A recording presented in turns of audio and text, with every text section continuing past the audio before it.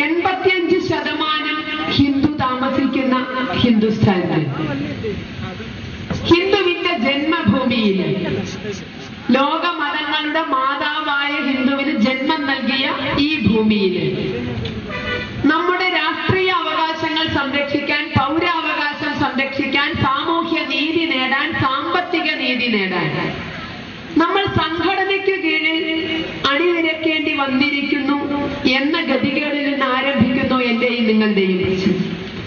കാരണം സാധാരണഗതിയിൽ നമുക്ക് ഇത്തരത്തിൽ സംഘടിക്കേണ്ട ഒരു സ്ഥിതിയില്ല. ലോകത്തിലെ ഏറ്റവും വലിയ ജനാധിപത്യ രാജ്യമാണ് ഇന്ത്യ. ജനാധിപത്യത്തിന്റെ പ്രായോഗിക രൂപമായ പ്രാതിനിധ്യ ജനാധിപത്യമാണ് ഭാരതത്തിൽ നിലനിൽക്കുന്നത്. ഈ പ്രാതിനിധ്യ ജനാധിപത്യം അനുസരിച്ച് ഇവിടുത്തെ ഭൂരിപക്ഷത്തിന്റെ വികാരങ്ങളാണ് അതാത് നിയമനിർമ്മാണ സഭകളിൽ പ്രതിഫലിക്കേണ്ടത്. അത് കേരള അസംബ്ലിയിലായാലും കർണാടക അസംബ്ലിയിലായാലും ഇന്ത്യൻ പാർലമെന്റിലായാലും. കോയമ്പത്തൂര് 56 പേരെ ചുട്ടുകൊന്നതിന്റെ പേരിൽ വിചാരണ തടവ് നേരിടുന്ന മദനി എന്ന തീവ്രവാദിക്ക് പരോൾ അനുവദിക്കണമെന്ന് 140 MLA-മാരും ഒറ്റക്കെട്ടായി ആ നിയമസഭയിൽ ആവശ്യപ്പെട്ടു. ഒരുമിച്ചിരുന്ന് ഇന്നലെ ഹിന്ദു അജണ്ട പാസാക്കി. ആ ഹിന്ദു അജണ്ട ഇന്നലെ കൂടിയ പൊതുയോഗത്തിന് പ്രഖ്യാപിച്ചു കഴിഞ്ഞു. ആ ഹിന്ദു അജണ്ട അനുസരിക്കുന്ന അല്ലെങ്കിൽ അതിനെ അനുകൂലിക്കുന്ന നേതാക്കൾക്ക് വേണ്ടി മാത്രമേ കേരളത്തിലെ ഹിന്ദു സമൂഹം പോളിംഗ് കൂട്ടി പോകൂ എന്ന് ഉറച്ച തീരുമാനമെടുത്തുകൊണ്ടാണ് ഇന്നലെ കേരളത്തിലെ ഹിന്ദു സംഘടനകള് ഹിന്ദു അജണ്ട പ്രഖ്യാപിച്ചിരിക്കുന്നത്. കാരണം സ്വാതന്ത്ര്യത്തിന് ശേഷം ഇങ്ങോട്ട് അപമാനിക്കപ്പെടുകയും അവഹേളിക്കപ്പെടുകയും അലോസരപ്പെടുത്തുകയും ചെയ്ത ഒരു സമൂഹം നിക്കക്കല്ലില്ലാത്ത വിധത്തിൽ വർഗീയതയുടെ മാർഗം സ്വീകരിച്ചിരിക്കുക. ഇതുവരെ നമ്മൾ വർഗീയതയുടെ പേര് ഒരുപാട് കേട്ടു. പക്ഷെ നമ്മൾ വർഗീയമായി ചിന്തിച്ചിരുന്നില്ല, വർഗീയമായി പ്രവർത്തിച്ചിരുന്നില്ല. പക്ഷെ നമ്മൾ ആദ്യമായി വർഗീയമായി തീരുമാനമെടുത്തു. ഹിന്ദു അജണ്ട അനുസരിക്കുന്ന നേതാക്കൾക്ക് വേണ്ടി മാത്രമേ, അവരേത് പാർട്ടിപ്പെട്ടവരായിക്കോട്ടെ, അവർക്ക് വേണ്ടി മാത്രമേ ഹിന്ദു പോളിംഗ് ബൂത്തിൽ പോകൂ എന്ന് വർഷങ്ങളായിട്ട് ഹിന്ദു വഞ്ചിക്കപ്പെട്ടുകൊണ്ടിരിക്കുകയായിരുന്നു. കന്നാലി ചന്തയിലേക്ക് ലോറിയിൽ ഒന്നിച്ച് കയറ്റിക്കൊണ്ടുപോകുന്ന കന്നുകാലികളെ പോലെ പോളിംഗ് ദിവസം ഇവിടുത്തെ ഹിന്ദു മുഴുവൻ പോളിംഗ് ബൂത്തിലെത്തും. ഏതെങ്കിലും ഒരു ചിഹ്നത്തിലെ വോട്ടിംഗ് കിട്ടിയതിന്റെ നിർവികാരതയോടുകൂടി സീല് പതിപ്പിച്ചുകൊണ്ട് തിരിച്ചു പോരും. ആ വോട്ട് ചെയ്യുന്നവരെ മാത്രമേ ഹിന്ദുവിനെ വേണ്ടൂ. വോട്ട് നേടിക്കഴിഞ്ഞാൽ ഇവിടുത്തെ രാഷ്ട്രീയ പ്രസ്ഥാനങ്ങൾക്ക് ഹിന്ദുവിനെ വേണ്ട. കേരളത്തിലെ 140 MLA-മാരിൽ ഒരാൾ പോലും ഒരിക്കലെങ്കിലും ഒരു വേദിയിലും ഹിന്ദുവിന് വേണ്ടി ഒരു വാക്ക് പറഞ്ഞിട്ടില്ല. ഹിന്ദുവിന് വേണ്ടി ഒരു നിയമനിർമ്മാണം നടത്താൻ അവർ തയ്യാറായിട്ടില്ല. ഹിന്ദുവിന്റെ വികാരങ്ങൾ മാനിക്കാൻ തയ്യാറായിട്ടില്ല. ഇവിടെയാണ് ഇന്നലെ ഇത്തരത്തിലൊരു തീരുമാനം കേരളത്തിലെ ഹിന്ദു സംഘടനകൾക്ക് എടുക്കേണ്ടി വന്നത്. ഭാരതം ഹിന്ദുസ്ഥാനമാണ് എന്ന് നമുക്കറിയാം, എത്രയൊക്കെ അല്ല എന്ന് പറഞ്ഞാൽ. പക്ഷേ ഒരുമിച്ച് നിൽക്കാൻ മടിച്ച ഹിന്ദു സമൂഹം ഇതിനെ ഇസ്ലാമിക രാഷ്ട്രമാക്കി മാറ്റുവാൻ വളരെ വേഗം പരിശ്രമിച്ചു കൊണ്ടിരിക്കുകയാണ് എന്നതാണ് വാസ്തവം. ഇന്ന് നമുക്കിപ്പോ സംശയമാണ്, ജനസംഖ്യയിൽ 85% നമ്മളുണ്ടെങ്കിലും ഇന്ത്യ ഹിന്ദു രാഷ്ട്രമാണോ ഇസ്ലാമിക രാഷ്ട്രമാണോ എന്ന്. ഇതിനാണ് നമ്മൾ ആദ്യം മനസ്സിൽ ഉത്തരം കണ്ടെത്തേണ്ടത്. വെറും 12% വരുന്ന മുസ്ലിങ്ങളും 3% വരുന്ന ക്രിസ്ത്യാനികളും അവർക്ക് വേണ്ടി നാട് ഭരിക്കുന്ന ഈ കാലത്ത് 85% വരുന്ന ഹിന്ദു മനസ്സിലെങ്കിലും ഉത്തരം കാണണം. ഇത് ഹിന്ദുസ്ഥാനമാണോ അല്ലെങ്കിൽ ആക്കണ്ടേ? ഇതിനെ ഹിന്ദുസ്ഥാനമാക്കണ്ടേ?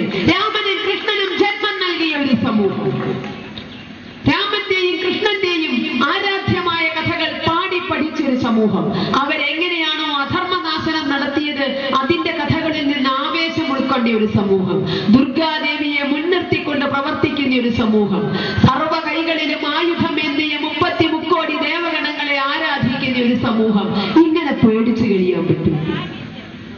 സർവ കൈകളിലും ആയുധമേന്തിയ 30 മുക്കോടി ദേവഗണങ്ങളെ ആരാധിക്കുന്ന ഒരു സമൂഹം, ഇങ്ങനെ പേടിച്ചു കഴിയാൻ പറ്റും? സർവ കൈകളിലും ആയുധമേന്തിയ 30 മുക്കോടി ദേവഗണങ്ങളെ ആരാധിക്കുന്ന ഒരു സമൂഹം, ഇങ്ങനെ പേടിച്ചു കഴിയാൻ പറ്റും? ഒരു വർഷമെങ്കിലും പഴക്കമുള്ള എല്ലാ പള്ളികളും ഹിന്ദു ദാനം കൊടുത്ത പറമ്പിലാണ് പാൽപ്പൊടിയുടെ പരസ്യം ഉണ്ടായിരുന്നു. അനിസ്പ്ര എന്നൊരു പാൽപ്പൊടിയുടെ പരസ്യം. അത് ഓർമ്മിക്കാൻ ഞാൻ ഇവിടുത്തെ കപട മതേതരക്കാരോടും ന്യൂനപക്ഷക്കാരോടും പറയാ, എന്താ പരസ്യം? പൊടി പോലുമില്ല കണ്ടുപിടിപ്പാൻ. ഓർമ്മയുണ്ടോ പരസ്യം? പൊടി പോലുമില്ല കണ്ടുപിടിക്കാൻ എന്നതായിരുന്നു ആ പരസ്യം. ആ നിലയിലേക്ക് കാര്യങ്ങൾ വരും. ശുദ്ധീകരിക്കാൻ ഹിന്ദുവിന് സാധിക്കും. നമുക്കറിയാലോ, നമ്മൾ വിശ്വരൂപം കാണിച്ചാൽ എന്തായിരിക്കും ഫലമെന്ന് നല്ല ഓർമ്മയുണ്ട് നമുക്ക്. 1992 ഡിസംബർ 6 മുലായം സിംഗിന്റെയും നരസിംഹറാവുവിന്റെയും 7 ചുറ്റി കമ്പിവേലിയും 70 കിടങ്ങുകളും 700 പോലീസും 7000 പട്ടാളവും 70,000 പത്രക്കാരും കാവൽ നിന്നപ്പോ ഹിന്ദു ഒന്നിച്ചൊന്നുണർന്ന ഒരു ഒറ്റ ഓങ്കാരം മുഴക്കിയപ്പോ തവിട് പൊടിയായ പള്ളിയുടെ കഥ, ഇല്ലാത്ത പള്ളിയുടെ കഥ ഇന്ന് ഞങ്ങളല്ല പാടി നടക്കുന്നത്. എല്ലാ ഡിസംബറിലും കണ്ണീര് വാഴ്ത്തുന്നവർ ഓർക്കുക, ഹിന്ദു ഉണർന്നാൽ അതായിരിക്കും ഫലം. എല്ലാം പേടിയോടെ ഓർക്കുന്ന, അല്ലെങ്കിൽ പിന്നെ ഓർക്കാൻ ഇഷ്ടപ്പെടാത്ത ഒരു ജില്ലയായ മലപ്പുറം ജില്ലയിൽ ജനിച്ച വ്യക്തിയാണ് ഞാൻ. ജന്മം കൊണ്ട് മലപ്പുറം ജില്ലയാണ്.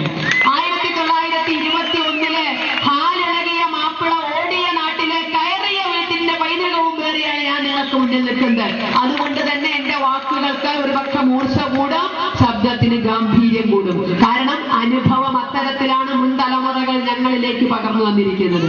ആ 1921 മാപ്പിള ലഹള പാഠപുസ്തകങ്ങളിലൂടെയും അനുഭവങ്ങളിലൂടെയും കേട്ട അറിവ് നിങ്ങൾക്കും ഉണ്ടായിരിക്കും.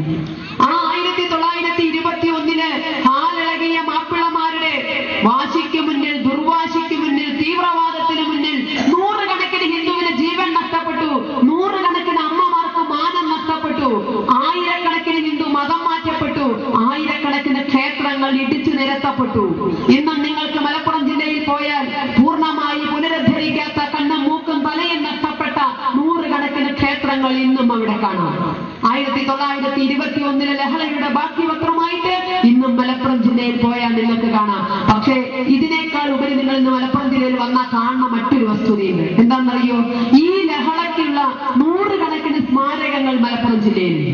1921 നടന്ന മാപ്പിള ലഹളയുടെ സ്മാരകങ്ങൾ നൂറുകണക്കിന് മലപ്പുറം ജില്ലയിലുണ്ട്.